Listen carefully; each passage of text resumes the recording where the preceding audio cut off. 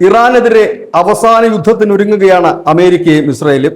ഇറാനിൽ സർവനാശം വിതയ്ക്കുവാനുള്ള ഉത്തരവ് ട്രംപ് നൽകിയതായിട്ടാണ് പുറത്തു വരുന്ന വിവരം. ദി വാൾ സ്ട്രീറ്റ് ജേണൽ പറയുന്നത് അനുസരിച്ച് ഇസ്രായേലും അമേരിക്കയും ഏകോപിതമായിട്ട് വലിയ ഒരു ആക്രമണമായിരിക്കും. പ്രധാനമായും ഇറാന്റെ ഊർജ അടിസ്ഥാന സൗകര്യങ്ങളെല്ലാം തന്നെ തകർക്കും. ഇറാനിലെ വൈദ്യുതി ബന്ധം പൂർണ്ണമായി തകർക്കുക എന്നതും ലക്ഷ്യമാക്കുന്നു.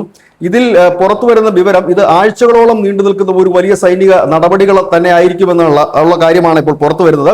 എണ്ണ ശുദ്ധീകരണ ശാലകൾ, പവർ പ്ലാന്റ്, ഇറാന്റെ മറ്റ് അടിസ്ഥാന സൗകര്യങ്ങൾ, പാലങ്ങൾ, മറ്റ് അടിസ്ഥാന സൗകര്യങ്ങൾ അടക്കം തകർക്കുക എന്നുള്ളതാണ് ഈ ഒരു അറ്റാക്കിന്റെ അവർ ലക്ഷ്യം വെക്കുന്നത്. ഈ വാരാന്ത്യത്തോടു കൂടി ആക്രമണം ആരംഭിക്കുകയും എത്ര ദിവസം അത് നീണ്ടു നിൽക്കുമെന്ന് പറയാൻ കഴിയില്ല എന്നുകൂടി ഈ റിപ്പോർട്ട് പറയുന്നു. അതിനിടയിൽ മാധ്യമങ്ങളോട് സംസാരിച്ച് ട്രംപ് പറഞ്ഞത് ഇനിയും ക്ഷമിക്കാനും സഹിക്കാനും കഴിയില്ല, വിജയിച്ച് തീരൂ എന്നാണ് ട്രംപ് ഇപ്പോൾ പറയുന്നത്. അതായത് ഒരു വലിയ ആക്രമണം ഇറാന്റെ മേൽ ഏത് നിമിഷവും ഉണ്ടായേക്കാം. അതിന് GCC രാജ്യങ്ങളും നേരത്തെ തന്നെ തയ്യാറെടുത്തിരുന്നു. പ്രത്യേകിച്ച് UAE, ബഹ്റിൻ, കുവൈറ്റ്, സൗദി തുടങ്ങിയ രാജ്യങ്ങളും അമേരിക്കയ്ക്കൊപ്പം അണിനിരക്കും എന്നുള്ള വാർത്തകൾ കഴിഞ്ഞ ദിവസം തന്നെ പുറത്തു വന്നിരുന്നു. News desk, news India Malayalam.